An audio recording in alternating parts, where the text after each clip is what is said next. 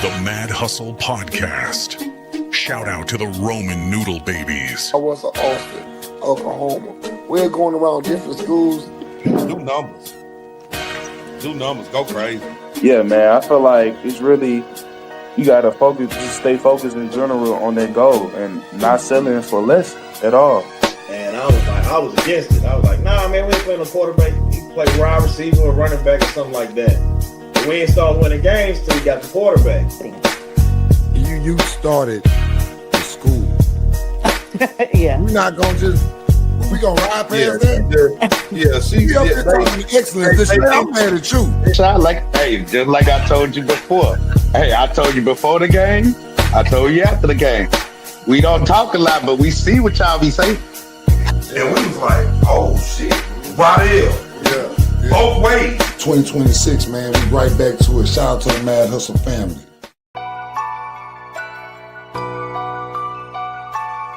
No, the other thing people will be the first thing they'll say is, watch the crowd they hang around.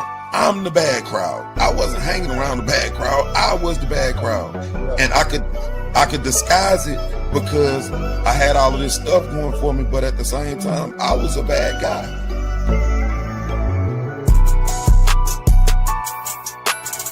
So boom, I go to court. You know what I'm saying? And the DA, Joe Maiden, that's his name from Galveston. And I was in Judge Garner's 110th court. Yeah. So right after election time, and I was a star football player, and I didn't have no business robbing people. That was the narrative that he said went in there, and people gave me 9 years TEC.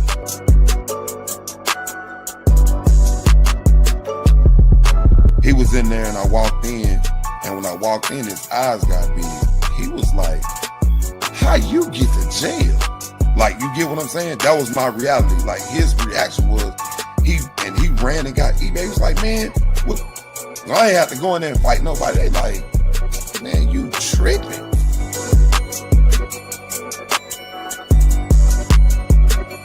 I was over there, and my grandmother was able to start coming to see me.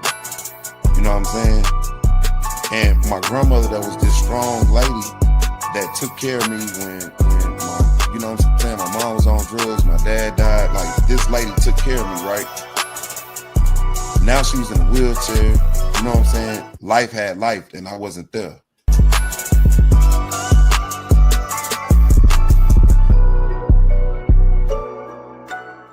We back, man. You know what I'm saying? Talk a little football with you guys, but you know, we got a lot of things going on in the city, man, and it's only real. We saying we're going to be the realest in it, and we're going to always keep it 100. We tapped in. So today is the day that we're going to bring all of those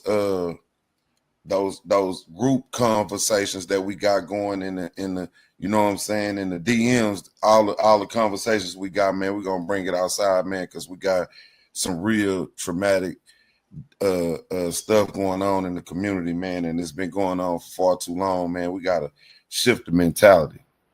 Right, and that's the best way to put it. Shift the mentality, man.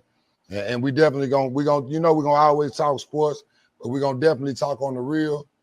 And like I said, we're gonna say what need to be said. We're gonna say what I can't say. You know, and that's just what it is. So once again, man, share to a friend and y'all come on in. So we're gonna dive right up in there, man. So man, you know, I give my high school, I give them their pregame speeches sometimes, and throughout the week I kind of pump them up and talk to them, or I make different posts and stuff. And man, I'm even guilty of some of the propaganda and stuff that they pushing, and you know what I'm saying, the things they try to propagate amongst us, and it's the drill culture. You know what I'm saying? Like, even in some of our big games, I'll put for our kids, I might have, you know, King Von on there, and man, and just thinking about this and some of the stuff that we hearing that's coming out of these situations, man, is that our lead is entertainment. You know what I'm saying? Entertainment and reality. And this stuff is not reality, bro. Like, they not understanding. Like, you know what I'm saying? I'm gonna tell y'all a story of why I'm a person that can speak on this, because I've been kind of pissed off a little bit about, you know, just seeing it out, you know, it come across our timeline, you know, this is where we at. So it's coming across that, you know, people feel like the parents should be blamed or, you know, different things. And you like, man, that's foolishness. And I can tell you from experience, you know what I'm saying? I was a Division I football player, grew up in Hitchcock, you know what I'm saying? One of the top passes in the state, ranked in the state, wound up going to Division I. I went to the University of Louisiana Lafayette out of Hitchcock. Man, a lot of hard work, a lot of sacrifices, man. Like I grew up with my grandmother, you know what I'm saying? After, you know what I'm saying, my dad died. My mom got shot when I was in the 7th grade in Port Arthur. So like, you know what I mean? It was just like I come from that, you know what I'm saying? I come from that struggle, you know what I mean? So it's just going through life, man, and I felt like my ticket out was to play ball, you know what I mean? So be able to save my family with my talent that God blessed me with. So long story short, I stayed on a narrow path my whole, you know, throughout high school, man. Like I got into some trouble in Port Arthur at one time during Christmas, and it was like I was locked in then with Coach Terrebonne, that he was trying to make a way for me. Like I had a coach that was like a father figure to me, you know what I'm saying, called Terrebonne, and you'll hear me speak about him a lot.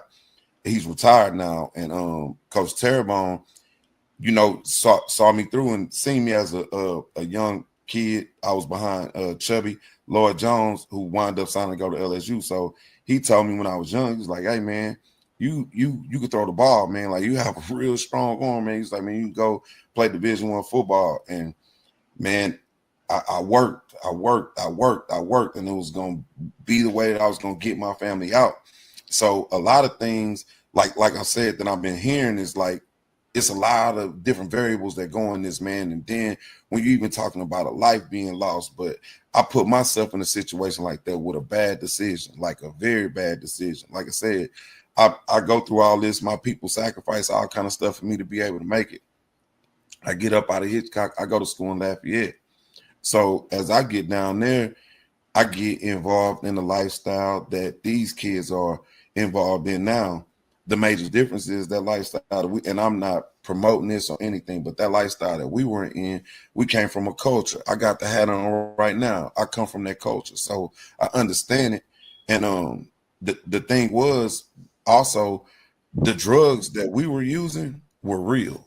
You get what I'm saying? So like now we're even in a time where the drugs are not even real. And I'm saying all that to enclose this so you can have understanding what I'm saying.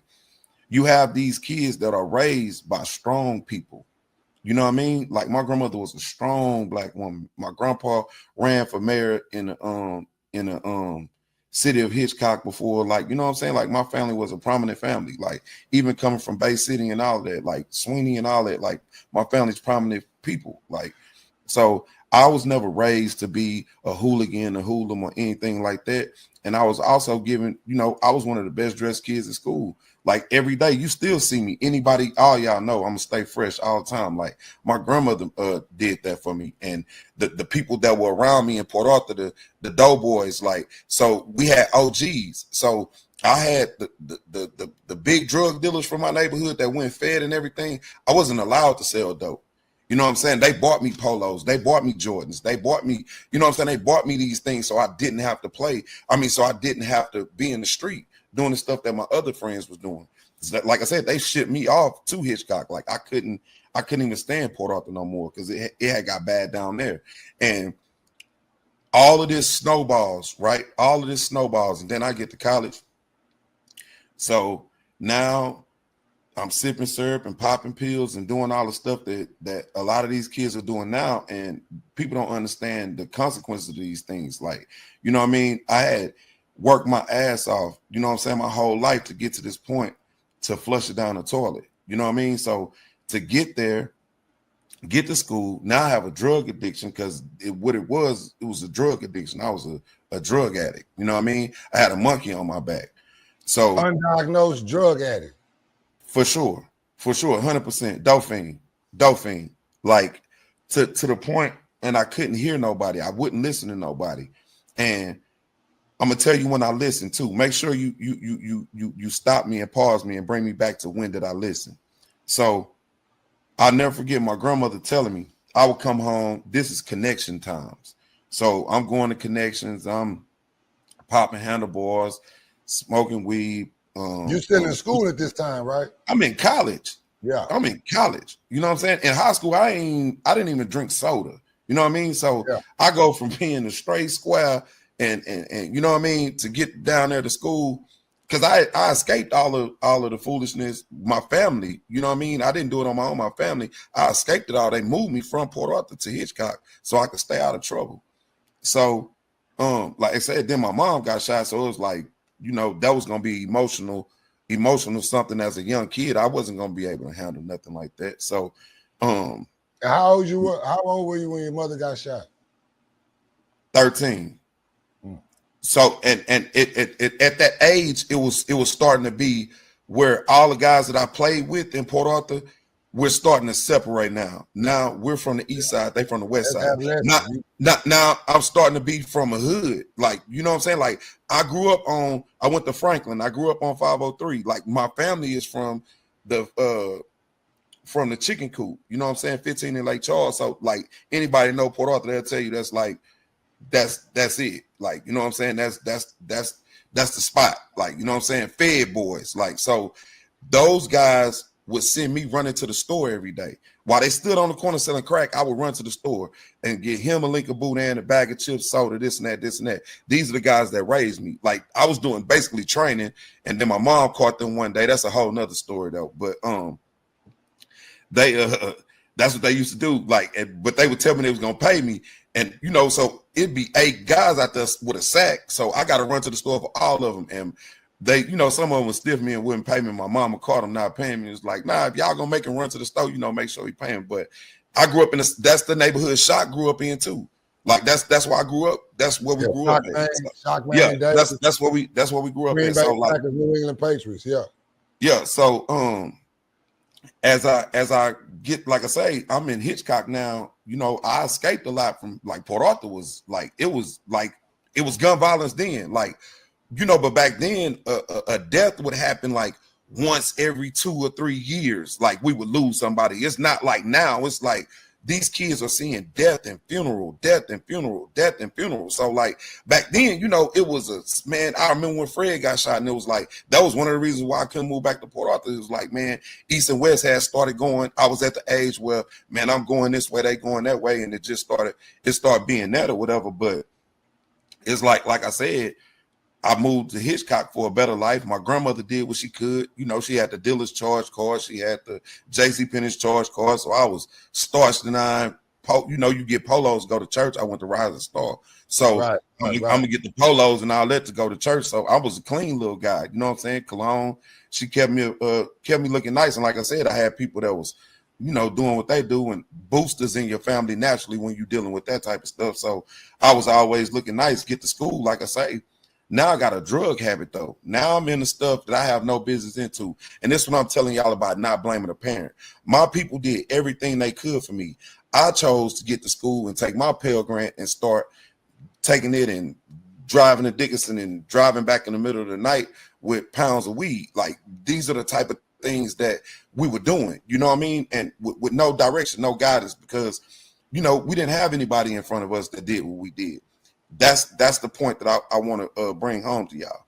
So I go home. So now I've gotten in trouble at school. We going out of town. We go to Arkansas State, and we were staying in Memphis. And that's crazy that kid just got killed in Memphis that you just posted. Yeah. And we go to Memphis, and before we leave, get on the plane, doing the dumb stuff, you know, stuff I had no business doing. Before we get on the plane. So I'm smelling like it. The head coach is sitting right next to me because him and Coach Terrebonne coached together at Louisiana Tech. So these people are intertwined. Coach Baldwin recruited Chubby at LSU, and he wound up becoming the head coach at Louisiana Lafayette. So you get what I'm saying? Like, these people been knowing me since I was small. So he was a preacher, you know what I mean? So didn't want anything to do with that. He was always on me with that, for sure. Like, it's 5 o'clock Bible study, bro. We didn't want any parts of that. We would you know, when you living in that demonic mind state, you know what it is. So in it, we're going through all this stuff. I knocked the door down to get myself, you know what I'm saying, kicked out of school. They still wouldn't kick me out, man. I was doing all type of stuff, man. I'm academic probation. I'm missing classes. Like, I've never did bad in school, but I wasn't even going to class. I wasn't even attempting. I was getting high every day. So as all this is going on now, mind you, when we pull up for practice, I'm still 12 for 14, 11 for 12. Like, it's crazy. Like, I'm rarely having incompletions and all this type of stuff. Like, but I didn't understand that more matter than just football. You know what I mean? Like, that's all. I was like, man, I'm good. I didn't, nobody could tell me shit. So as all of this go on, I done found myself now, fast forward, this is my third year in college. I should be playing, but I'm going through all type of foolishness, doing what I do. Well, we're out of town, and some of my homeboys, they had to snuck some stuff up on the plane. So they like, hey, man, after they do curfew, man, we're going to circle back, go out back. We stand in Memphis across from the FedEx site. So it was a big hotel. I forgot what hotel it was, but we right there. So that night, I'm getting in the bed. We go to the movies and all that. We in Memphis, so we go to the movies and all that. Come back, they do bed checks. After they do bed checks, I hear come a bang on my door. Now I'm supposed to be going with my homeboys to go smoke or whatever, but I'm taking a boo-boo. So as they beating on the door, I'm like, damn, who beating on the door? I'm in the bathroom. So I really had forgot about it. I wasn't even, you know what I mean? You know how you just tell your homeboys, yeah, I'm coming. Like, I really ain't on that. But so it's a coach. He come get me like, hey, man, Coach Ball want to talk to you, Coach Bailey. So we walked down at our defensive tackle coach. I was real cool. Like, a lot of these coaches used to try to save me. A lot of coaches, man. And like, rest in peace, Coach Tatted me. Like, man, these were good people, bro. Good people, man. And Coach Tatted me wrote me while I was in prison. Coach Tatted me, that used to coach in Texas High School. He was at Blinn Junior College. Yep, that's man. Hey, good dude. You know what I mean? Yeah, so solid dude. I'm down there. He say, man, he from Galveston, man. You gotta give him some time. You gotta get all that Galveston stuff up out of. And those coaches, all of them kind of coaches took a special liking to me. So I wind up, like I said, they called me in there. So as I'm walking in, I look in there. It's a double, like a double room. And I look over there. I see my homeboys that I was supposed to go smoke with. They sitting over there. I'm like, oh man, what they got going on? So as I'm sitting there, man, I'm watching, and I'm like, damn. He like, hey, man, you bring some smoke down here or something? I'm like, no, I didn't. You know what I'm saying? So he like, man, well, somebody went and told that we was all in the group. Like, he heard us at while we were eating and said that we was gonna smoke. Dude, he went and told the coach that it was, it was a distraction for the team. Meanwhile, I had like 8, 9 of my homeboys, my teammates, they in the room throwing the smoke detector in the pool. Like, you know what I'm saying? Like, he told on us. I'm like, damn. So anyway, that's a whole nother story. But that is really not funny, but it's crazy as hell. But as I'm saying, I'm where I'm at. All right. So he like, man, hey, you need to tell me what you got going on. I'm finna see you back on a bus home. And I ain't talking about back to Lafayette. You finna go back to Hitchcock, boy. So I'm like, man, coach, I smoked before I got on the plane, man. I ain't bring nothing with me though. So they sent me back. So I was suspended for the Arkansas State game. Mind you, I'm supposed to play in this game, and I'm probably more than likely gonna start in the last game of the season. Smoke that off. Now I'm mad at the coaches like it's their fault because I had no accountability. Like, this one I'm telling you, it's not on the kids. I had no accountability. So I'm blaming the coaches. I'm finna transfer. Really because I want to go to Southern because I can go down there and do what I want to do and run around and just be all the way continue doing wrong. Yeah. You know what I'm saying? I got a better place I can go do wrong at. And then I got one of my homeboys from New Orleans, Elvis Joseph, that he got his key in my back. He won't go too. He wound up going to the league from Southern though. So anyway, now I wind up, I'm getting ready to transfer. So you know how it goes. It's all going bad. I get caught cheating on the test. So the teacher give me an F. Boom. I failed. So my grades ain't just terrible, but they ain't just good. So one bad grade for me got me dropped down to like a 1.8. You got to be a 2.0 for you to be able to transfer. So my grades ain't even good enough for me to transfer. So now I done put my nuts all on the table and talk crazy to these people. Like, you know, like I don't need them, like how these kids are doing, jumping in the transfer portal.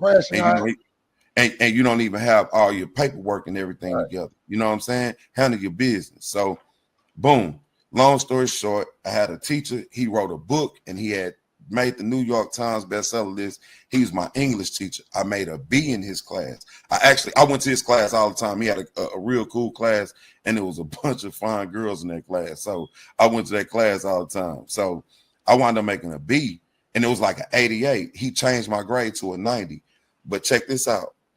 Before he changed my grade, while I was waiting on that grade to get changed, when I go home for Christmas break, I told you, I'm in my addiction now. All it's about now is sipping syrup and getting high, right? So now I'm popping handlebars. So now we go home. So I'm with one of my homeboys. Y'all all know him as Chewy, Coach Chambers, Chris Chambers. So me and him, we together all day. He had a job at Popeyes. He was working at Popeyes. So he had a couple of days off or something, and we chilling. We home from school, so like we work out every day, lift weights, run, and all that. So we at home. It's Christmas break, so he like, man, let's go. You know, we just kind of moving around, and I'll never forget this day. It's early in the day. I'm gonna tell you about real friends, man. This is why you need to surround yourself with real friends. I'm gonna tell you about what real friends mean, and these kids got to start surrounding themselves with real friends. So we riding around. For some reason, we're going to Tech City and it's raining. I don't know what we're doing, but at some point in the day, we're riding to Tech City. So there used to be an Ace check cashing on Main and 45, like where McDonald's is. It's like a store. It used to be an Ace check cashing, like right there. So me and him riding. So we riding down. So we get down to Tech City and we on our way back, and it's pouring down raining. Me and my addiction, right? So I'm doping. So I say, hey, it's out here raining. The police ain't gonna be out here. This my logic, right? I said, it's gonna be raining, so the police ain't gonna be out here. What I'm gonna do is I'm gonna run in this Ace check cashing. You park down the street. When I jump in the car, you know what I'm saying? You just take off. So he paused. He looked at me. At this time, Chris was at Tarleton State. He was at Tarleton State. So he just left Navarro. He was balling. You know what I'm saying? He had like game winning catch in the national championship game, all that. So we riding around. So like I said, I just tell him this. I'm like, hey, I'm finna go in here. So he's sitting there. I think we smoking a Black and Mild. And if y'all ever smoked a Black and Mild with you, you know he be hitting it hard. He hit it. And he looked at me. He looked at me. He said, man, you're going to park this car. You're going to go in there. You're going to rob that store. And I'm going to leave your dumb ass. Because that's the dumbest shit I ever heard in my life. He going to leave you? He say he going to. What he Now we on our way. Now we on our way riding with on our way. It's a whole nother backstory to it too, because I got a gun with me and all kind of stuff. Why I got the gun with me, that's a whole nother story. But at this time, I'm listening to the Hot Boys every day. I'm on guerrilla warfare, so I'm at war. I got a pistol on me and I'm riding and looking for the ops. This what I'm on. This what I'm saying. So he like, man, I'm leaving. So now we arguing all the way back to Hitchcock. My grandmother lived on Lil Bend, which is right before you get to the Oaks and all that. She stayed on the corner house. I could throw a football to Highway 6 from my grandmother's house. So we we argue all the way back to the house. So now it's nighttime and HT's going down. I'm a Division I football guy. Like, I'm not even really a HT's kind of guy, right? But, and I'm broke. I probably got like $12 in my pocket. So I'm going to tell you something about being broke with a gun, right? It's a bad combination. Recipe for disaster. And broke people don't think straight. So now, mind you, my grandmother just told me probably like 3 days before this, I come in the house and I'm pretty loaded. And I just sat up and I looked and I turned around and she was sitting up. She was standing over me in the dark, right? Because I'm trying to be quiet. You know how you try to move around, be quiet. But you know what I'm saying? And she say, you need to stop what you're doing. She say, because when you go to jail, I'm not coming down there to get you, right? This is what she telling me. I'm like, man, you tripping, right? Because what am I, Tristan? I'm a AB student in high school. I'm still in college. I'm on scholarship. You know what I'm saying? Nobody don't know that I'm out here doing all the wrong stuff with all the right stuff. You know what I mean? So I'm sitting there. Now, fast forward to this day. He's like, man, let's go to HT's. So we leaving my grandmother's house. Him and my other homeboy, you know what I'm saying? They didn't talk me into going, I don't want to go, but I got the car. You know what I'm saying? My grandmother bought me a 94 Buick Regal. You know what I'm saying? Like, You get what I'm saying? The sacrifice, right? So I'm down there and my little hustling and went bad because I was coming home with my Pell Grant, getting smoke and taking it back down there, and man, just doing a whole lot, bro. Breaking every code it was to be known to be broke. You know what I'm saying?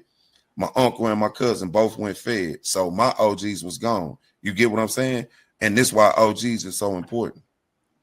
So as I'm sitting there, we go out. We at HT's. These two, they having fun. They having a ball, right? I'm broke. I got about $11 in my pocket.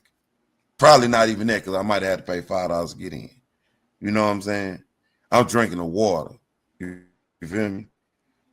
So we leaving out. And so before we left the house, me and Chew almost had a fight. Chris Chambers, we almost had a fight because he was like, we walk into the car and he was like, hold on. He's like, man, you got that gun? So I'm like, yeah. He like, hey, if you got that gun, I'm not even going nowhere with you, bro. So now we're about to have another fight because I'm telling him he's soft. He don't never really want no trouble. He like, man, you call me what you want. I'm telling you, I ain't going nowhere with you with that gun. That's exactly what he's saying. So now I had to take the gun, put it up in the house, right? He mad. You know what I'm saying? So when I put the gun up, he like, man, I don't know what you on, but you trying to do something stupid. So boom, we wound up going. You campaigning for it. Yeah, this is my homeboy though. Like, you get what I'm saying? My real homeboy. Listen to what I'm telling you. That's my real homeboy. You like, man, what the hell what's wrong with you? Right? Boom. We go out. So it's a whole lot going on. You know, it's going on. What's going on? It's Galveston and Texas City. You know how it's going on. This the 90s. You know what's going on. So, man, I'm out there. So my people tell me, hey, can you go grab my thing for me? I don't have mine with me because Chew made me leave mine. Chew over there, all you see is teeth. He talking to some girl. He happy. I don't want to talk to no girls. I'm broke. I don't want to talk to nobody, right? I'm shamed because I'm a dope fiend. So I go get it from him. Now I got it on me. So now I'm on a whole nother mission. I got somebody else in the car with me that I can get to drive on this mission, but I still got Chew in the car. So we go to the Waffle House because that's where everybody supposed to be going. But it's been raining all day. You know what I'm saying? So as it's been raining all day, we wound up going there. Ain't nobody really at the Waffle House. I switched seats. I jump in the back. So Chew like, man, take me home. Man, take me home. Boom. We go down. I run up in this spot. The people lock the door on me. I jump back in the car. We speed off. Right. So now the first mission, you should abort mission, but hey, it's me. You know, I'm going all the way with anything. Stupidity and all. So you went to the first store, and while you was finna walk in, before you walked in, they locked the door. Because it's late at night. It's 2:00 in the morning. It used to be a Shell station. Right now, it's like a coffee shop right there on the feeder of 45 when you come in, like you going back on to Emmett F. Lowry. There used to be a Shell across from where like the Whataburger and stuff is. Yeah. It used to be a Shell, but it was like a Shell where they could work on cars and stuff. So, you know what I'm saying? So it ain't nothing open. I'm really on some dumb stuff. I'm trying to go do some other stuff, like just a lot of craziness. So we driving off. So Chew like, man, take me home. Take him on another mission. This time I go in, I rob the store. We take off, we leaving. As we make 1 block away from the store, the police is there, right? So now we're in a high-speed chase. Boom. So throw the pistol out the car, boom. We get took down there to the police station. The dude identified me as the person. The dude that was in the store, he identified me. I'm going to tell you how crazy I was. I had a University of Southwestern Louisiana strength and conditioning shirt on. Oh, man. I flipped it inside out, bro. I'm telling you. Hey, I can't make this up, bro. Stu head. I'm telling you. Man, listen, bro. I'm telling you, Stu head, right? So, boom, we go in. Now we're in high-speed chase. They got us out there laying down in the mud. And I'm just looking at Chew. And I'm like, man. So now that, you know, they got us in there. So the black dude, he was a policeman in Tech City. He like, yeah, you play football. Your ass ain't gonna be playing no more football now. So I'm like, yeah, reality setting in. And when I get in there, I'm looking at my shirt and I'm like, man, I'm dead anyway. Like I say, the dude identified me. So the next morning I wake up, the detective want to talk to you, you know what I'm saying? So, you know, I'm sitting there all night, I don't sleep. So, man, I walk by Chew cell, he in there, and I go in there, and I'm like, man, I did it. You know what I'm saying? Ain't got nothing to do with it, man. But, you know, with me saying that I did it, my driver wound up being part of the case too. But I told him that Chew was asleep. He ain't had nothing to do with it. I took my lick. You know what I'm saying? That's the only thing I could do, like this man telling me to take him home. So from that, but check this out. I could play football. I could throw a football, you know what I'm saying? Pretty far. So I get a scholarship to Midwestern State after this, even during all this madness that I got going on. Oh, this pending trial, right? Yeah. So I bond out. Granny come down there, bond me out. Got to do all kind of stuff, put the house up. You know how it go.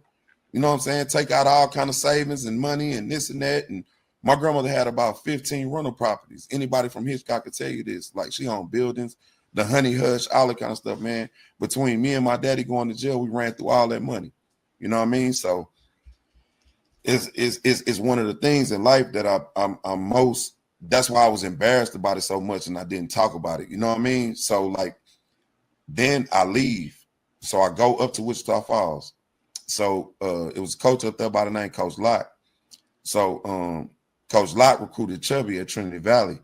And so they had Dominique Rose up there. So they was like, hey, man, come up here. They had a couple other quarterbacks. I go up there, I wound up beating them out. But when I get up there, I'm going to tell you how crazy I am. So this is why I'm able to relate to those kids so well. I get down there. And me and my homeboy, we busting scripts. So I go to on campus to get a prescription in Wichita Falls at Midwest State University. I go get a prescription, bust a script, get a script case, I got a fresh dope case in Wichita Falls. You know what I'm saying? So I'm going through all this here. So I'm down there. Can you hear me?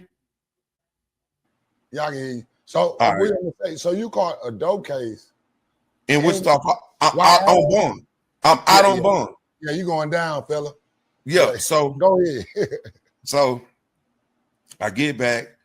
You know what I'm saying? So I stayed out a year. You know what I'm saying? Played the whole football season at Midwestern State. Won 7 games in a row. You know what I'm saying? Was in it to win the championship in the conference. Used to being on charter planes in Louisiana, get to D2 on riding on buses. You know me, still in my addiction. I pop a whole bunch of pills, trick the whole championship game off against Northeast. Boy, my whole we had the number 1 defense in the country in Division 2. Man, they was gonna beat my ass, boy. You hear me? My brothers. You know what I'm saying? I'm full of them pills. Hold on, I can't hear you. My bad. You full of the pills before the game. On the bus ride there. You doping all the way. I need to sleep on the way up there. So I'm leaning the whole way there. We get there. So now, mind you, every game that I done played, they have seen nothing but flawless Jamar. Because before the games, I'm telling you about addiction. So how I could just be able to, this is why I'm able to speak about this stuff now. I had a roommate that was from Allen, Texas. He was an All-American soccer player. But at that time in Allen, they had a heroin problem, right? So he come in they put him in a dorm with me. Like the dorms that we lived in, the Cowboys used to be in the dorms at Midwestern State. Midwestern State was nice. You know what I'm saying? Like the facilities and everything. It was nice. Their dorms were nicer than Louisiana Lafayette. So while I'm down there, I'm a quarterback. So they put this dude in the dorm with me. He a recovering drug addict. You already know what I'm doing. I'm smoking him out. I'm smoking him out every day. Now me and him, we smoking, we blowing weed out the window and all kind of stuff. So him being who he is, he like, here, I got something for you. He started giving me Adderall. He like, hey, don't only take this before the games, right? So on game days when I was at Midwestern, we went 7-0. I'm on Adderall. So it's like in every game, it was like people was moving in slow motion and I'm out there just moving in, you know what I'm saying? But now I done got a hold of some other meds and I'm mixing them together. I'm telling you, I'm sleeping on the way to the championship game. I throw 3 picks, trick the game off. I'm talking about a masterpiece by Dominique Rose, bro. A masterpiece, bro. A masterpiece, bro. I know that's what every NFL scout watched was that game because they had a top-rated defense too. But in my defense against the UCO game, I had 295 yards and 60 on the ground, and he fumbled 3 times in that game. So, you know what I'm saying? I'm not saying, you know what I'm saying? He tricked mine off, and they was ranked in the country too. I was going to pop their top. But, man, I'm saying that, all of that too. I'm going through what I'm going through, and I still wasn't doing right, bro. You know what I mean? And I had a foundation of people that sacrificed and gave me everything I wanted. Man, my grandmother would call me, and, you know, we from the South, in Wichita Falls, it's snow. So my grandmother would call me, I'll be laying in my bed. My window was just like this, too. And she'd be like, I'm looking at the news. It says snowing up there. I'd be like, oh, yeah, Granny. Man, I look outside. I'm not going to no classes, bro. I'm not going to no classes, bro. Like, and I'm saying that to say, because it made me mad when I'm hearing people blaming them parents, and the accountability is all on the kid, man. You know what I'm saying? You get them to a certain point and you get them to a certain extent, man, it's nothing you can do, bro. There's nothing you could do. So when I went to court, so boom, I go to court. You know what I'm saying? And the DA, Joe Maida, that's his name, from Galveston. And I was in Judge Garner 110 district. Yeah. So right after election time. And I was a star football player, and I didn't have no business robbing people. That was the narrative that he said, went in there, and people gave me 9 years in TEC, right? They had 9 years. That's what they did with the dope case. They did that for the robbery. What they do with the dope case? Oh yeah, the dope case. I wound up beating that. I was the starting quarterback. So I beat that like Rocky. You see what I'm saying? I had so many people that sacrificed, but I had so many people that enabled me. You know what I mean? I had so many people that enabled me for so long because They would never let you take a lick. at the end of the day, everybody thought I was doing the right thing. And that's why I'm defending them parents, because I wasn't doing the right thing. And those parents don't know that those kids not doing the right thing. So I wound up going to prison. This is the crazy part. I wound up going to prison. I'm sad. I'm sad in prison, man. Ooh, I'm sad, man. Hold on, before you even go, how was that first day getting off that bus? No, I gotta tell you about being in the county. So, okay, man, when I went to jail, I was 235 pounds. You know what I'm saying? I just came out of football season. So I went to jail December the 1st. I had just came home for for Thanksgiving, drove back to school, and my lawyer was like, hey, you gotta go to court. So boom, I drive back down there. You know what I'm saying? My co-defendant go to court the day before me. I come the day after. You know what I'm saying?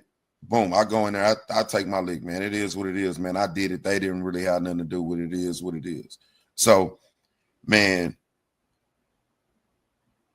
I go in there. Man, it's like I couldn't breathe, bro. To go from being a Division I athlete, flying around the country, waking up, eating steak and eggs, watching Lee Corso in the morning, you know what I'm saying, college game day in different cities, you know what I'm saying, you flying to Washington State, we playing Oklahoma State, we playing Arkansas and Fayetteville, you know what I'm saying, and doing all this stuff to now, I done put myself in a position, and I was in a position to be able to take care of my family, you know what I mean? So, for a long time, I couldn't speak about it. You know what I mean? Like I said, I go to prison. Man, I get in there. The first, man, I might have dropped from like 235 to like 180, bro. I could not eat. I couldn't. That was in the county, or that's by the time you got in the county. In the county, I couldn't eat.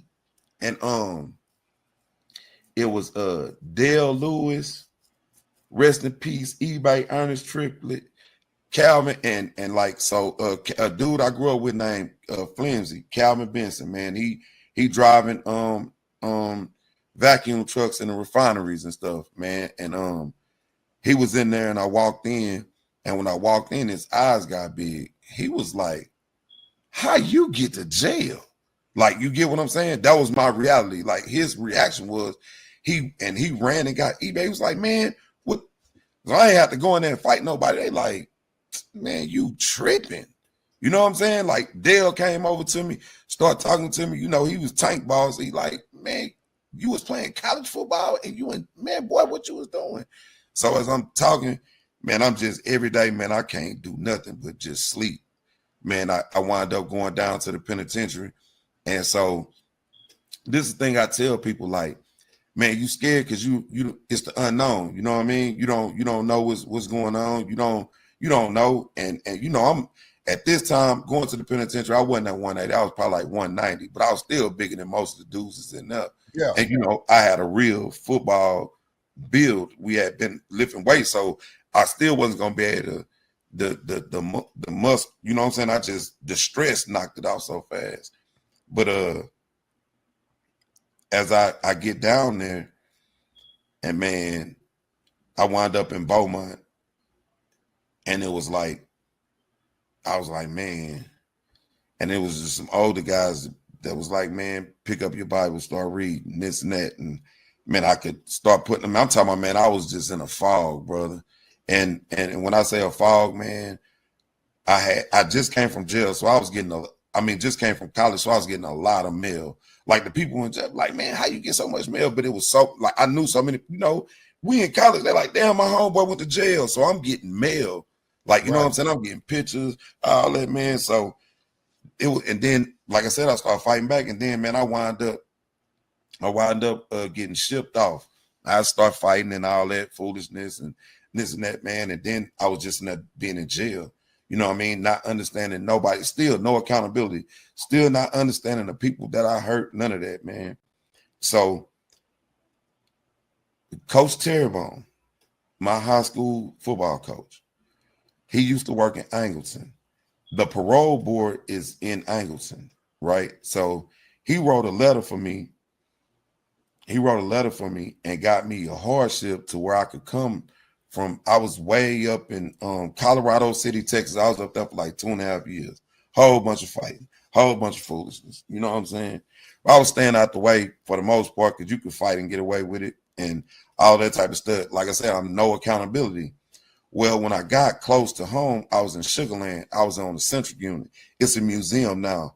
So I was over there, and my grandmother was able to start coming to see me. You know what I'm saying? And my grandmother, that was this strong lady that took care of me when my, you know what I'm saying, my mom was on drugs, my dad died. Like, this lady took care of me, right? Now she was in a wheelchair. You know what I'm saying? Life had life, and I wasn't there. You get what I'm saying? And that's the things that I want these kids to understand. Life will life, and you might not be there. Now, by the grace of God, I'll never forget one day she came to see me. I was getting ready to go home. So I had been locked up like 4.5 years, right? And she was like, baby, I'm getting old. You know what I'm saying? Because it was a dude at the table that had told the girl that was coming to see me, which wound up being Bella Mama. And he was like, man, he just knocked the dude out in the day room and this and this and that. Like, you know what I'm saying? I'm down there being stupid down there. You know what I'm saying? So as I'm as I go through this, like I said, my grandmother come and she told me, she was like, baby, I'm getting old. And she was in a wheelchair. And I was like, damn. 5 years of my life had passed by. And the only thing that saved me while I was able to do my time, like Cadillac and all that, they took me to, when I went to intake at the Holiday Unit, they give you a test when you go in. Now, I just literally left from college a couple of weeks ago. So as I'm taking this test, I have nothing else to do. So I'm just reading it. You know what I'm saying? I didn't miss any of the test questions. So I was a GED teacher's aide. I was a math tutor while I was in prison. You know what I'm saying? So that was able to escape me through, and it saved me because I had 30 days before I went home, and I punched one of my homeboys in the eye and swelled his eye up and got sent back to my unit. You know what I'm saying? Like, no accountability, bro. You understand what I'm saying? And one of the realest cats I met from Galveston to this day, love this brother, Byron James. That's one of the realest dudes I ever met in my life, bro. You know what I'm saying? And meeting that dude, and he used to be like, he not really that much older than me, but he used to be like, man, you just a knucklehead. You know what I'm saying? And man, we would talk about, you know, getting your life together and what to, like, because he didn't know. I'm like, man, you can get a job in a refinery. I knew this back then. And I just, like I said, I still had coaches writing me and this and that. And man, when I came home, I got back to it, man, started working or whatever. And I never would talk about my life. You know what I'm saying? Like, people have all these discussions about quarterbacks and all this. You ain't gonna hear my name in the conversation because it was a time where it was dead, because I didn't talk about that. You know what I mean? Like, I was embarrassed about it. But I embraced Islam, and I had some brothers that told me, they was like, hey, man, you need to start telling kids your story. And like I said, and then Coach Terrebonne, Coach Smith, all them different coaches, they like, man, you need to come talk to these kids. So we at a point right now, we need to talk to them more than ever. And what I mean by that is, man, they could be so gone. And that's what I'm telling you about this music. You're talking about the culture and the people that they surround themselves with. And, you know, the other thing people will be, the first thing they'll say is, watch the crowd they hang around. I'm the bad crowd. I wasn't hanging around the bad crowd. I was the bad crowd. Yeah. And I could disguise it because I had all of this stuff going for me. But at the same time, I was a bad guy. You know what I'm saying? I was a cancer. You know what I mean? I was a cancer. You know what I mean? And that's the things like that I try to stress now about with these kids is the camaraderie and your brothers. And at the end of the day, I came home from prison. Me and Chu, we were roommates for a couple of years. You know what I'm saying? Because at the end of the day, we talking about real friends. He told me not to do it. You know what I mean? Yeah, I could live with myself. Repeatedly. I could repeatedly told me not to take him. And I'm going to show you how real God is. You know him, 20 plus years in the community, hands on deck. You know what I'm saying? 20 plus years of helping kids. You know what I'm saying? So, like I said, my thing to get in where I fit in, I'm like, man, I got so many friends that do this and do this and do this. Is how we gonna get in, man. I was like, man, we're gonna give. I know how to give exposure to these kids because I deal with it. I love it. I got a passion for it. So I'm like, man, you know what? We talking and have a good time. We're making the picks and this and that. But man, we in the time right now, man, with all these guns, with all this stuff, man. I have a friend that works at juvie. I could tell you that 80% of them cases with them kids is in there for is breaking in cars, looking for guns. They'll have $10 in their pocket with a 30. They have no money. They have no money. They have money on Cash App that they have burned from people or money that they got from stealing, brother. And it's at your front door now because for a while, everybody could hide from it. Like me, I live in a community with a homeowners association. We all run out to the homeowners association neighborhoods and think that it's good. Man, it's here too. You know what I'm saying? You wake up every day, give your kid a good life. They still gonna do the wrong thing. And it's not your fault. The thing is, the solution that I believe for all of this is, man, we got to be able to ask for help, bro. I'm talking about parents. We have to be able to ask for help. You have to have people that you talk to about this. Most definitely. Every day I miss my homeboy Critter. I miss him because the uncomfortable conversations, you have to have them. There's no way we can move forward with this if we do not have these uncomfortable conversations. We have to talk about, do we even let them go out? We're at the point now, man, do we even let them go out, bro? It's so that everybody got a gun. Everybody has a gun. Everybody has a gun, bro. They have no money, but they have a gun. It's like a piece and chain. It's like the gun is like the piece and chain was to us. Remember, everybody had to have a piece in the chain. Well, to them, they gotta have the Glock with the extension on it. And you know? and like I said, I'm never gonna be a hypocrite. Like I said, I just told you my life story. So, but the thing was, when we had them, they were for defense. You know what I'm saying? It was for defense. Like, that's not for defense what y'all are doing. You know what I'm saying? And the parents, I'm saying this to y'all because some of y'all have no idea until it's too late. And I'm telling you, they are breaking in cars. So a lot of y'all, everybody that's listening to, man, I want to tell y'all, man, be responsible when you get out your car. Man, lock your car up. But, man, take your gun out of there, man. They breaking in cars, man. That's what they doing, man. They breaking in cars. They getting guns. They all got guns, bro. Everything that we dealing with, man, is gun violence, bro. Everything we deal with is gun violence, bro. And they're trying to play the Chicago game. You know what I'm saying? The look. If you look at them now, they wearing sweaters in the middle of July. In Chicago, it don't get Texas hot. They can rock a sweater and a hoodie and a beanie in July. They portraying the image of the robber. And like I said, it didn't matter to people till it was at your front door. But what they emulating is, these are people that they're emulating is people that live in the projects. We talking about kids that live in communities with we're not talking about the projects or nothing. You know what I'm saying? They know how to adjust to that. They know how to deal with that. They know how to move with that. Like, we have kids that don't know how to move like that. And they're listening and they're influenced by things that they have no reason, no business being influenced by.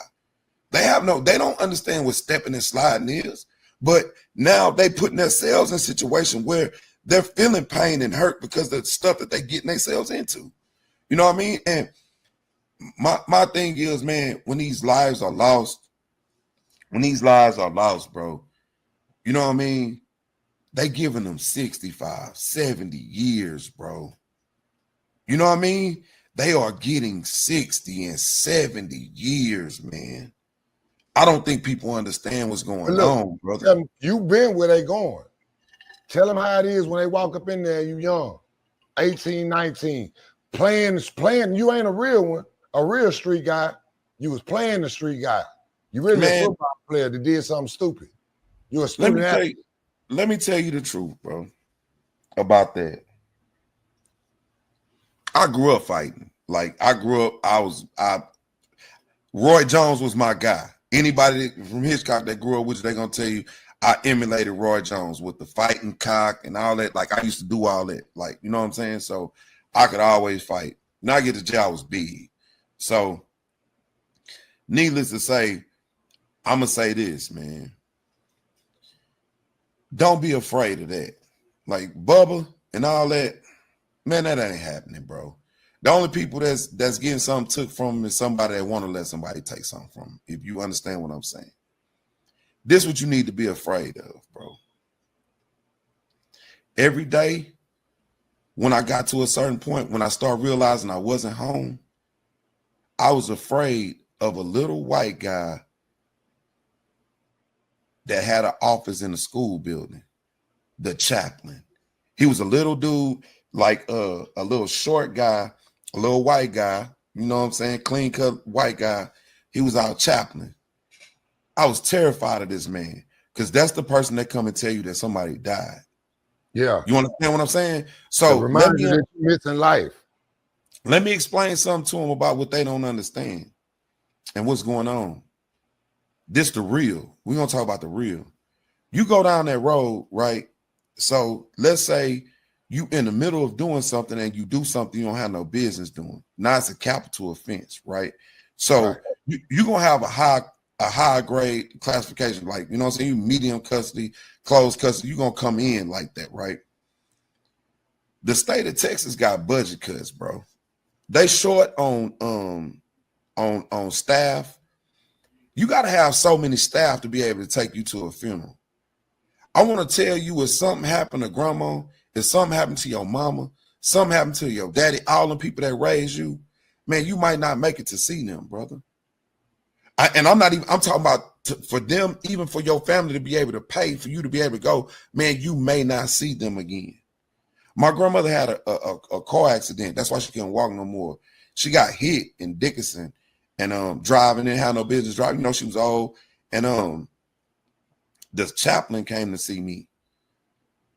And man, I was scared every day of the chaplain, bro. Like when the chaplain walked by, man, everybody, your eyes go, you ain't scared of Bubba. We fight. It is what it is. You know, we don't get it on. There's a whole bunch of people from Galveston down there. There's a whole bunch of people from Port Arthur down there. I'll be all right. You know what I'm saying? But you ain't you scared of that chaplain, man. Each and every day. Them people that sacrifice so much for you, you're already disappointing them. Now you down here, and it ain't no guarantee that they're gonna let you go home to even go see them or see about them and wish them they last farewell, or when they going through something that you're gonna be able to be there for them, because you're not gonna be there. So like whenever people say, because they had the Scared Straight program and this and that, and man, them kids would come through there and you scream on the boys, and man, them kids be back in 2 weeks with a number. Yeah, straight shit ain't work. If you really bad, then a motherfucker. It was an educational thing. Okay, so this what it is. I think I can probably make it up here. Nah, you know man, I mean? it's so like you at the point now. You at the point now, man, with what's going on. Like I say, man, we listening to Doc every day, man. Amy, man, salute to Doc, man. What he doing? Keep doing it, man. It's gonna take a village, bro. And people gonna have to be able to reach out and ask for help. And what I say, I don't have all the answers, brother. You know what I'm saying? But like I say, I can share my story, tell my story, and I have empathy because I know what it is to make a stupid decision. And you think that you live in this way, and you really have no reason to be thinking you're that sticking in a can of oil. You think you're seeing everything better than everybody else. You're not. Yeah. You're not. You know what I'm saying? And you know, couldn't nobody tell me nothing. And that's the main thing with all these kids now. Can't nobody tell them nothing. So, you know. Well, the biggest problem with that is people talking at them and not to them. And then on the other hand, you got grown men worshiping kids. You know, this is what we follow now. We don't have the elder part of it no more. You know, you got grown men, these kids doing this, down the third. Yeah, they doing things that we have never would have dreamed of getting all this money fresh out of high school like these kids is now. These opportunities, these visits, you know, they getting media now in high school, some in junior high. We wouldn't have never thought that the game would have progressed the way it is now. So with that, I had a conversation with Bemish today, and that's what we was talking about. So with what you talking about with the exposure the being all over this and being all over that, and the money that comes with it, man, these parents are jealous, brother. These parents are jealous. And so now you have a jealous spirit in these parents, and they got these kids in front of them, man, you better than him. And I think the coaches, they just kissing this button, they letting him do this and letting him do that. And it breeds a jealousy, and it brings a distinction, and because a kid is going to listen to their parents. You know what I'm saying? So, like, I see sometimes when y'all say, man, we recruiting parents. And, man, it's just a thing, man, where you have that hate, and you have that jealousy. And, like, I consider myself to be a you know what I'm saying, a godly man. You know what I'm saying? I like to make people, like, you know what I'm saying? So and what I believe in, man, I believe in something greater than me. You know what I mean? So it's no way that I'm going to hate on any kids, man. You want to see them all do good, because just because that kid doing good, that don't mean yours ain't doing good. And everybody don't have the same highway. You know what I'm saying? So Man, all of that stuff. Man, you said a lot, man. They thinking you got to do it in sports when you could do it in so many. Look in the area and the region we live in. It's so many ways to make six figures. 2 years college, get you a couple certifications, and you living way. You ain't got to go worry about going to class and all that for no 4-5 years. Yes, sir. Just the region we live in, you can eat and be living good. But that's not me. So through it all, through all that football and all them coaches staying on me, and at the end of the day, I wound up getting my college degree. I finished it in prison. So whenever I fill out a job application, they like, okay, you know, my name get put into a hat. I've been in this profession now 17 years, you know what I'm saying, of chemical cleaning. So it's provided a life for me and my family, be able to take care of my kids and responsibilities and live a little bit, you know what I mean? So at the end of the day, my ability, even of what I went through, the education was still there. And that was something that was pushed into me. My daddy graduated from Jack Gates High School. You know what I'm saying? He grew up in Galveston. And then, you know, my grandpa, you know what I'm saying, Big Pookie, he wound up getting a house on Blodgett. You know what I'm saying? So my mom grew up in Port Arthur, went to Port Arthur Lincoln High School. So it was education. You know what I'm saying? Like, my dad told me, like, anybody that know me, they know my number one phrase is, there's nothing cool about being a dummy. That was taught to me by my dad. Even all the foolish, that's why all the foolish stuff, I competed in the classroom too. Like, I didn't want you to make a better grade than me. So everything that I did, I had the right message, and I had people that pushed me the right way. You hear how, the theme is, I was never on my own. I always had people pushing me. I just chose to do dumb shit. You know what I'm saying? And that's the thing that now, all right, I got it together. I help kids. I take care of my responsibilities. And, man, the truth of the matter is, man, there's no running from it, man. The God's honest truth is, some of these kids going to have to go to prison, man. They're going to have to go to prison, bro. You got to learn. They say you're going to learn the easy way or the hard way. Didn't grandmama say that? You're going to learn the easy way or the hard way. Trouble easy to get into, and it's hard to get out of. That's what my grandmother used to tell me. Trouble easy to get into, it's hard to get out of. And, man, the thing is, man, you got these parents out here, man. They working, man. You up at the crack of dawn. You doing what you gotta do for these kids. You taking them to camps. You taking them to training. You feeding them right. They got nice clothes. You doing all the stuff you're doing, because the stuff that go on in the hood, it's been going on in the hood. Like I say, you adjust, but people got better jobs now, man. These girls going to school, becoming nurses and teachers and this and that, and, man, taking care of these kids. And the next generation doing, they taking advantage of their opportunities. It's just this other half that's treacherous, and it's destroying. It's taking futures away before they even get started. Bright futures, and not just on athletics. You said the word, that's the main word, and that's treacherous, bro. So, like, you from where you from, and, man, your homeboy wasn't gonna come and rob you, and, like, you know what I'm saying? Like, they're doing it to friends, bro. Like, you know, you understand what I'm saying? Like, they doing it to friends, man. And it's like, at some point, man, we gonna have to come together, bro, and figure something out. Like, because it's like I said, man, everybody got to stop and ask for help, bro. Nobody got the answers to this. Like we're not sitting here telling y'all we got the answer to this. We telling y'all that we all need to come together and come up with a solution and figure it out.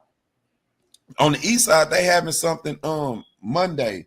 Man, we'll repost it, man. They one of those the pastors over there, they having a community like man, stop the violence, man. Like, man, because at this point, man, we live in Galveston County, man. You know what I mean? Like, well, I lived in Galveston County, but man, we go to a lot of funerals, bro.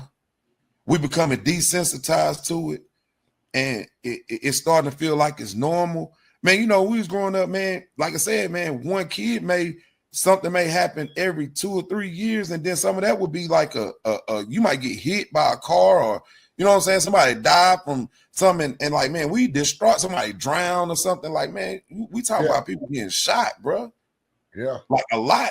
You know what I'm saying? Accidental deaths, man, people getting killed, and like, man, it's a lot, bro. It's a lot, man. And I'm even at this point, bro. I never ever thought that I would say this, man. Man, we damn near gotta start telling them kids to walk away, bro. Yeah. Like, man, when you get into something, man, it's not even worth it, bro. This coming from me, I never ever thought in life, but now you have kids, you want to protect them, and you don't want them, you know what I'm saying? You don't want them to pay for the sins that we committed, man. You like, hey, man, walk away, man. Like, man, I'm at the point now, like, not with Jamar at 7, he got to get it, but like my older ones, man, walk away, man. Yeah. Walk away, man. We live to fight another day, man. I know y'all tough, man. I tell my boys, I told my son, man, he going to the 10th grade, man, walk away, man. You had enough fights. You grew up in G County. You play Hitchcock Red Raider football, man. You tough enough for me, brother. The crazy thing about it, though, we didn't have to learn that mentality. We was in our 20s, early to mid 20s, when they were like, hey, man, you know, these grown men, shit, nah, you ain't finna be putting your hand. When man say leave him alone, he ain't trying to fight. Leave him alone. You got the kids now. I got a story, right? Bastille. You know Bastille. Me and Bastille growing up, we getting into it. I'm not gonna say no names. I'm just gonna say me and Bastille, we getting into it behind a girl, right? So the girl that lied to me, right? And I grew up with Bice because I used to be on Bell Drive at my kinfolk John Yancey house. I used to be at Lincoln Gym during the summers playing basketball. I grew up with Bice. You know what I'm saying? I've been knowing Bice. And my stepmama lived on Nightingale. I grew up knowing Bice. You know what I'm saying? So this girl, she lied on us, both of us, really. Get us into a wreck. You know how it go. Lamarck girls, you know how it go. You know what I'm saying? So he at the Town and Country was spanking them. So my homeboy's like, what she said, he said that, because this, I want y'all to know this how stuff start, right? I got my homeboys from Hitchcock with me, and I don't know, I like bit her on her cheek or something. You know how we used to put marks on girls on their necks and stuff like that, like, or whatever. And she went to school with it. And so probably was showing it off and trying to make him mad or something type. You feel me? Like, as you get older, you kind of know what went on. You know what I'm saying? And so Bastille said, yeah, you letting them old dirty Hitchcock suck on your neck and this and this and that. And she tell me this in front of my partners, right? Now, I would have laughed, right? You know what I'm saying? But I got my partners with me, so now I got to be tough. So, yeah, you got to be tough. Because you know the next sentence is, man, you got to fight him. They know what the next sentence was, yeah, you going to fight him. Yeah, like, mind you, I'm a little fighter anyway. I'm fighting all the time anyway. So he come to Town and Country, right? So he always be at the TAC. You know what I'm saying? And my grandmother lived, I walked to the TAC. I lived literally across the street. Like, I could walk. Maybe it's like 4 blocks. So I go up there, all the slabs out there. You know, this the time when boys is swangers and Monster pulling out and all them, you know what I'm saying, Gary Lane and Mo, Crunchy, Monday, all them, you know what I'm saying? It's going down, you know what I'm saying? So when we go up there, we young, we ain't even supposed to be there. We in high school. We not, and look, I graduated at 17. I know I ain't supposed to be there. I probably was about 16. So there go Bastille.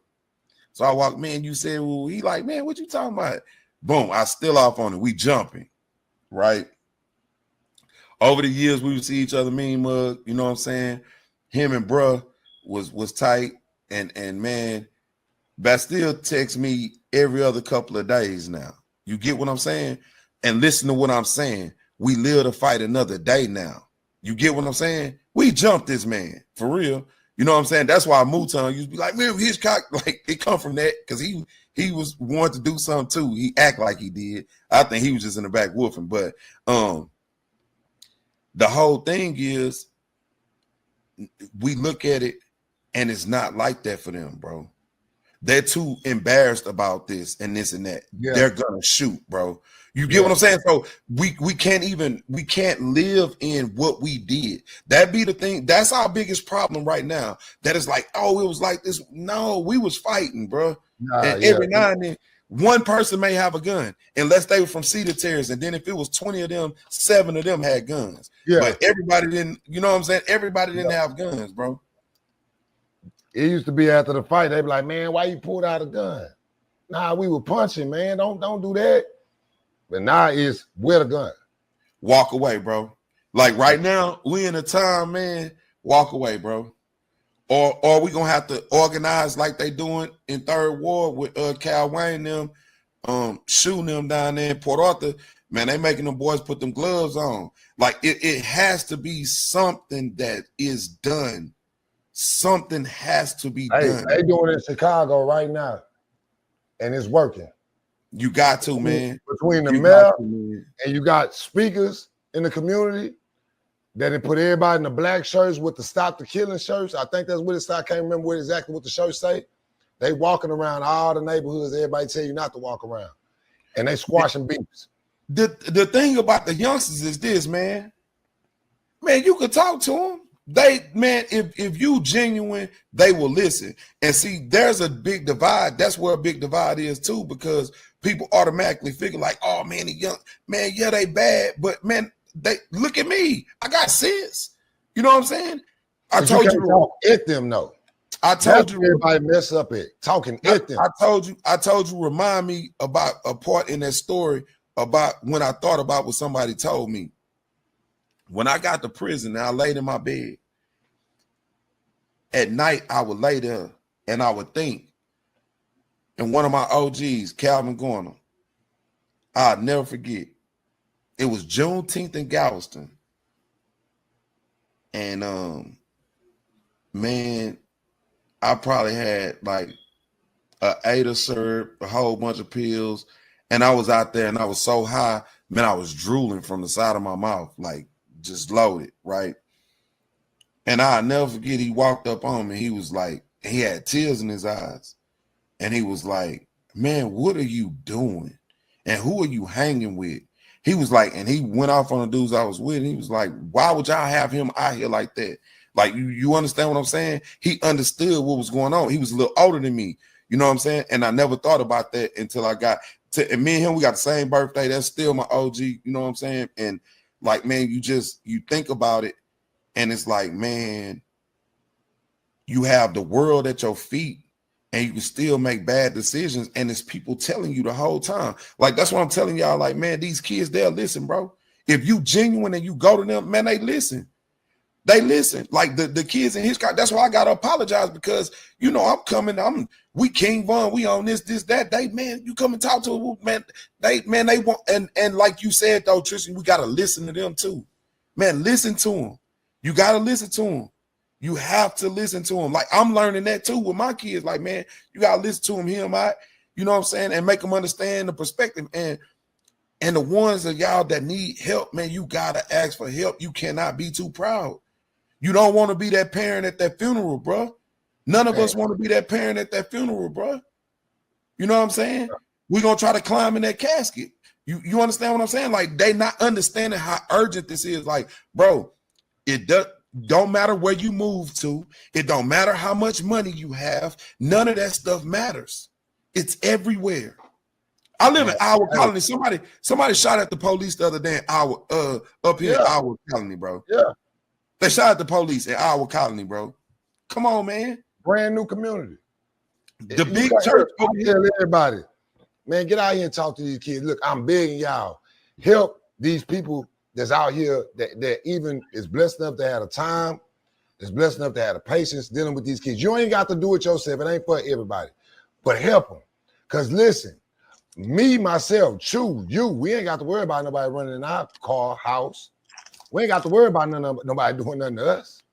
Man, but they gonna listen to us. Yeah, but just the thing though, nobody can have too much pride to where you cannot, like, so when that coach came and recruited your baby and he was 8 years old, you need to be able to call that same coach when your baby is 16 years old. Man, you need to be able to call that same coach when he's 17 years old. You know what I'm saying? This is not a game. This is not a game. And if you, and you're supposed to be his coach for life. When we start letting kids go after they age out, that's not the law I was brought up under.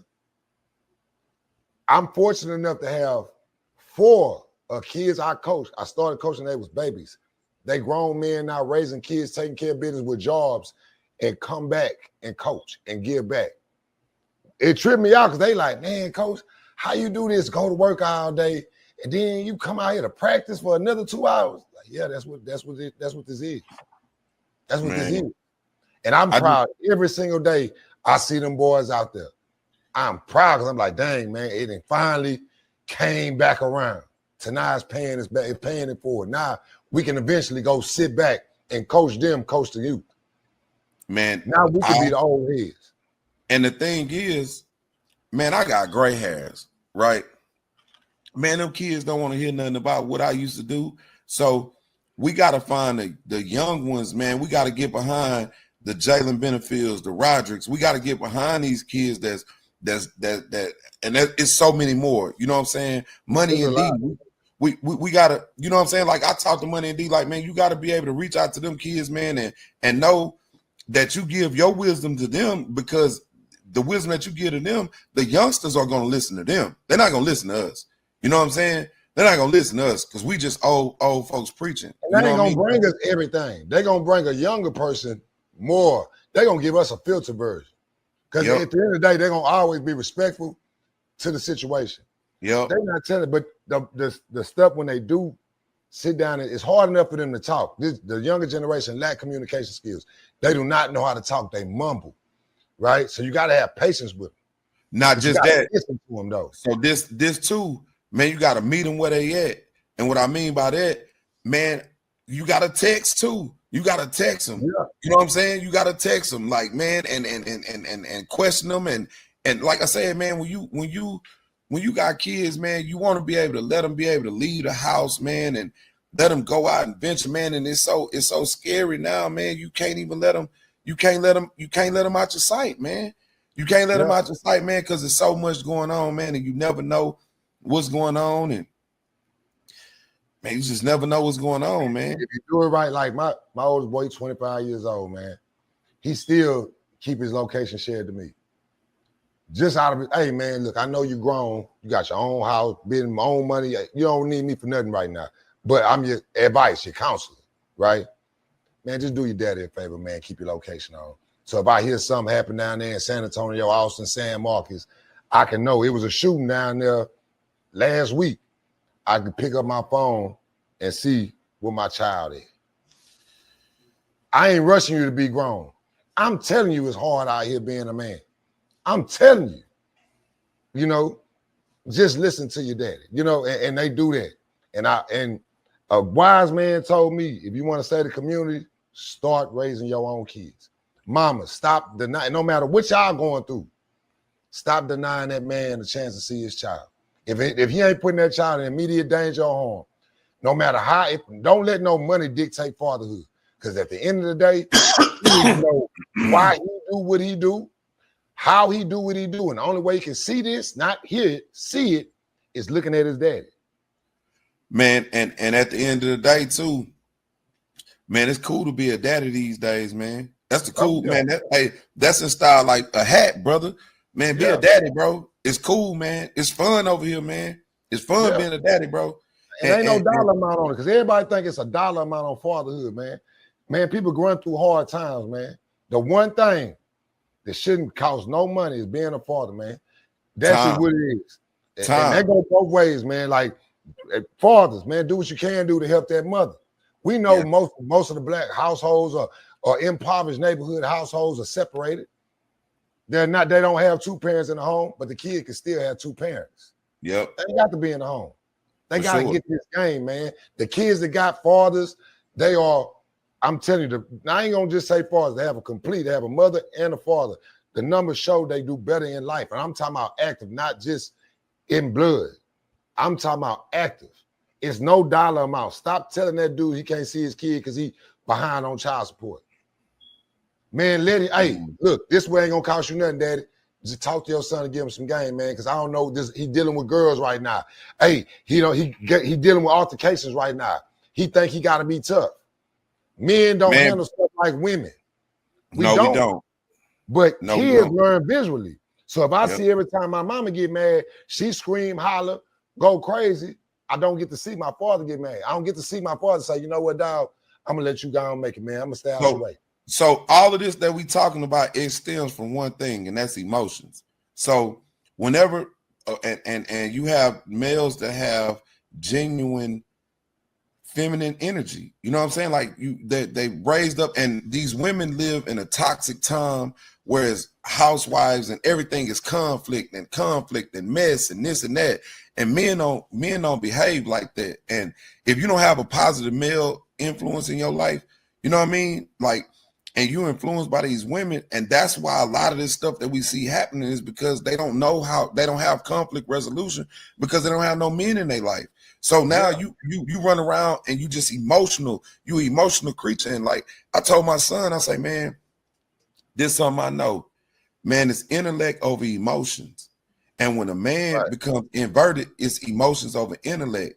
That's a maternal instinct. A maternal instinct is to protect. They're emotional, so they made to protect. You know what I'm saying? As a man, God put you in charge because you're supposed to be able to think your way through intellect. You're supposed to be able to think your way through. He didn't put us in charge because because we big and we stronger. He put us in charge because we supposed to be able to detach from the emotion and be able to make a good decision. Now, this I look at how you move as a father with your daughter. It's certain situations. Hey, you got to go holler at your mama or go holler at your granny. This ain't my lane. That's rich. To me, that's rich. Yeah. Your daughter sitting back, okay, I got daddy for this here. Okay, I got to go to mama for this here. I got granny for this here.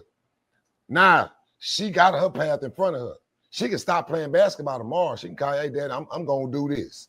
I'm about to go to NASA and do this astronaut thing, work with this astronomy thing. She still got the same backing. And that makes a child rich. Not how many pairs of Jordans you buy them, or how many outfits they got, or how they fly every day. You bought them the newest car. That stuff don't mean nothing, man. Nothing. And rich is resources, man.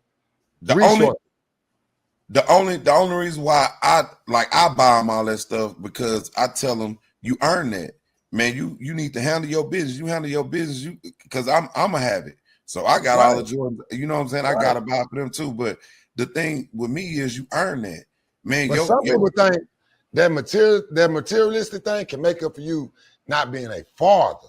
See, you talking about in addition, one thing you don't shake is being a father. Now, this other stuff, this life lessons I'm teaching you. Hey, you work hard, you do this, you bring this grades home, man, I'm gonna go get you this. Hey, I'm gonna buy you this. Like, that's what daddy we teach. Hey, I can't just give you something. Like, where your chores at? Hey, man, let me get $50. Okay, man, so you was late on your chores this day. I had to tell you to do this day. See, that's where accountability come from. Tough love. Yep. But the materialistic thing that's in addition to doing the number one job. And we do the number one job. So, but man, we can't even talk about sports after this conversation, man. We're gonna leave this. We're gonna leave this man. This was golden, man. This was game. This was a good game. Man, and we won't even call this an episode. This is just a call to arms, man. All of us around, man, everybody, man, we at that point now, brother. It's at your doorstep. Like I say, it's different when you're looking at it and it's in Fifth Ward or it's in South Park or this and that. And those kids need to be taken. And what we've done is we've took off and we've ran, and it's the same mentality in these neighborhoods too. You know what I mean? Yeah. So you have to monitor your kids, man. And the thing is, man, you gotta listen to them too.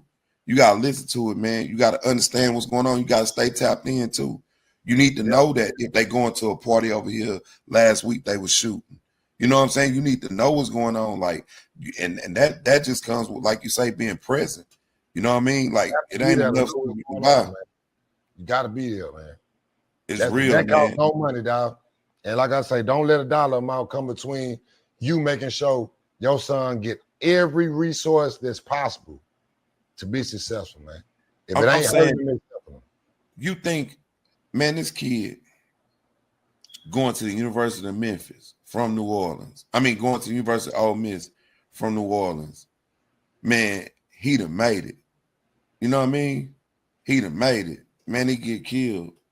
Then you got this other kid, you know what I'm saying? All that work he put in, you know what I'm saying?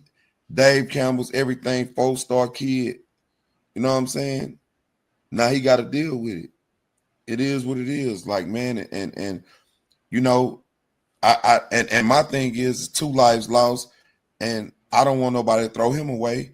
You know what I'm saying? I don't want nobody to throw them other kids away either. You know what I mean? Like, man, any kid being lost, man, it's a tragedy, bro. I'm not picking no sides or none of that. I don't even really know what's just going on. It's victims all the way around. It's victim impact on both sides, and I feel sorry for them parents, bro. Like, you do everything that you're supposed to do, man, and you try to put them in a better situation than maybe you had, or you put them and give them every opportunity so they could be successful, man. And they find the right way to do the wrong stuff. And I'm telling you, I was a leading candidate for that type of stuff.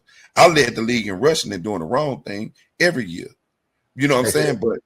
But the thing was, man, by the grace of God, man, nobody lost their life, and I was able to return and redeem myself, man, and make a way for my family, because I still had the education to turn back on. But man, adversity is at these kids' doorstep, man.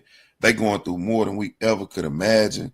And you have to listen to them. There's mental illness going on as well, because they look at so much social media and depress themselves and this and that and think they don't have, and you giving them everything that they need. And man, you just got to sit down and talk to them, man. Make sure you're sitting down and talk to them. Don't assume anything, man. That's the only thing I can say, man. And I'm saying that for myself too, man. I'm learning to listen. I'm learning to listen too, bro. Yeah, and that's what we man. My boys, man. I don't even have no energy, man. But we got them lists, and we'll sharpen them up, and we'll sharpen them up, man. And man, we'll be back with the sport, man. Yeah, we'll be back with the sport. But tonight, I can't. I don't even have the energy, bro. And you know what's flashing through my head is how many kids done died in Galveston County in the last 5 years. Like, man, it's crazy, bro. I know. I had to do one of the hardest things in my life twice in 1 year. 2 of the hardest things in my life, and I'll never forget that. You know, that if anybody know me, if y'all ever wonder why I had a level of aggression I have for people that's out here playing and not doing it the right way, it's because of that, man. I lost a lot of kids, man, that died before they was old enough to drive. They died before they senior prom. You know what I mean? So forgive me if I come off a little rough, a little hard, but this ain't a game to me. It's not a game to us. This is reality versus entertainment, man. We talking about the reality, man. They shouldn't make caskets and grave sites for people that's children still. We didn't even get, man. So let's get to that, entertainment versus reality. So when we was growing up, man, you had like Tupac and Biggie get killed, right? You're like, man, you know, these kids are emulating these people that they're emulating, and you don't live that life that they live. You don't live in the projects. You know what I'm saying? Like, we're making ourselves be that.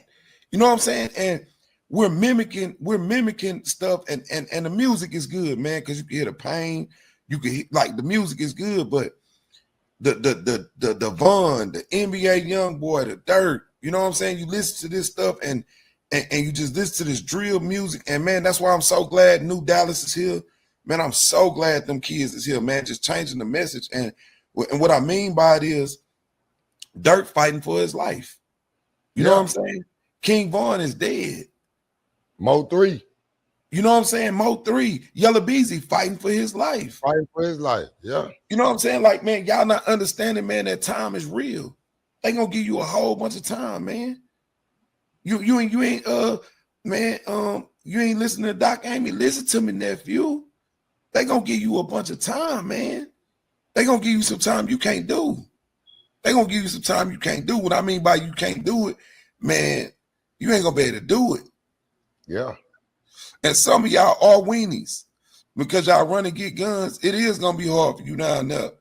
You know what I'm saying? Like I said, I was a big dude fighting, so I never, you know, that is what it is. Then we smacking it. You know what I'm saying? That's what's gonna be going on with you. You know what I'm saying? So I tell you like this here. Best thing to do is what do you say? Buck crashing out. I'ma get money. Man, let's go back to being successful. Let's celebrate success, man. You got any there to say before we get up out of here? nah, man, that's it, man. Like I say, man, I think this was a real one, bro. Like, man, like I say, man, everybody stay on your 10 toes down, man. Each one reach one, teach one, man. Like I said, man, don't be afraid to reach out to them kids, man. They listen more than y'all think, bro. And they hear. And I'm gonna tell you something else too. I gotta say this. We starting to cross a lot of lines of respect. And what I mean by respect, I'm gonna speak on this. All of you that do what we do, right? You gotta be mindful of what you do too. You know what I mean? And what I mean by being mindful, you can't be a little league coach, right? And you sneaking in little Brandon in with little Brandon mama, and you sneaking with little Derek mama, and you sneak, and then them kids spend a night, and they're like, you know what I'm saying? And now you got them kids looking at you funny, and then that's where the respect comes in from. You know what I'm saying? And that's how you lose respect. You know what I'm saying? I'm not being no hypocrite. I'm not telling you to do what you do. I'm just saying, man, it's the way you do things. You know what I'm saying? And be respectful, man. So them kids can listen to you. You know what I'm saying? Make sure that your face clean, man. Make sure your face clean, man. And get some understanding out here. Also, man, you find yourself in trouble. I want to tell you this here. You find yourself in trouble, and you know you done did something. Don't go get no whole bunch of people in trouble. Take your lick. That's something else y'all need to learn too. Y'all want to do all this and that, and then when it comes time to take your lick, you want everybody to take, man, don't know. Nah, you take your lick. If me and you go do something, Tristan, and you let out, man, I'm riding down there with you. I'm cool. I'm asleep, because when we wake up in the morning, you going to go in there and tell them people what you did. Yeah. You know what I'm saying? Ain't no need of me going down there with you. That's what you chose to do. You know what I'm saying? You was a man when you did what you did. Be a man when it's time to go in there with them people, bro. Don't blame the whole bunch of people. We got stats. We got that pattern on that belt. Who did it? Yeah. Man, that was me, man. Yeah, take your Everybody league. take no ass whooping, man. Nah, take your league, bro. Ain't no need to take no whole bunch of people down with you, man. Yeah, it was me, Bishop. Yeah, it was me. Yeah. So take your league. Hey, we gonna tap back in, man. Thank y'all for everybody that watched today. Hey, share, like, man, do your And thing, man. subscribe. Going, man. Subscribe too, man. We gonna keep it pumping. We got sports next time, but we had to go to the Oh, we got something special for them. The next time they see us when we pop out, it's gonna be what they really looking for. Yeah. So we gonna make it happen, man. So, man, hey, God bless, man. Y'all stay up, man. Mad hustle, stay on your grind.